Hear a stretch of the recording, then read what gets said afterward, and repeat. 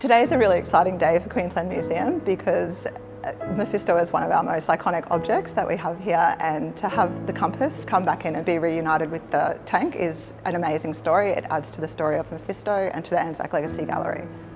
It's a long story.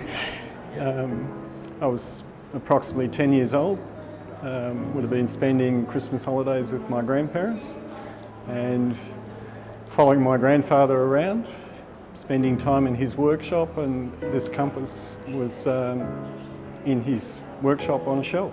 And being a 10-year-old boy, inquisitive, asked, "What's this, Grandpa?" And so he proceeded to tell me that it was a compass from a German tank. It was with pride that I arrived this morning at the museum. There was no trepidation, nothing like that. It was for a purpose that was beneficial to the history of, I've got something, someone needs to preserve it. I can only do it so long, even though it was for 3 generations, and fortunately it's still mostly intact. And that's the main thing, you know, the story and keeping it intact. It's a significant item. It's part of, you know, our biggest item and probably our best known piece of technology in history. You know, we've got the only surviving World War I German tank, and we've got what would be cutting edge technology as part of that, because if you think about it, a compass points to magnetic north. If it's surrounded in a big steel box, it doesn't work. It's going to point anywhere.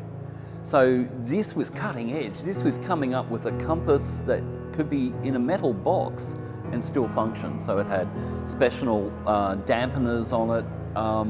So I think Tom's grandfather, who was training to be an engineer, when he saw it, just went, "Oh, this is fantastic." You know, we forget how important compasses were. We're used to GPS. So as an object, I think even as a representation of technology at that time, it's fantastic. And it's part of the missing story of Mephisto. Well, we did a lot of research into German compasses that were being produced during the First World War, and we've narrowed it down to one of 2 German manufacturers who were producing compasses and other tools for the military. So it will be really exciting for us when conservation actually takes the compass apart, and we are very much hoping that we can see a maker's mark so that we can then identify it as belonging to one of these 2 manufacturers who we've identified as it could be coming from, and then that will sort of verify that it is a compass that was fitted to one of the A7V tanks, and it is most likely that this one came from Mephisto.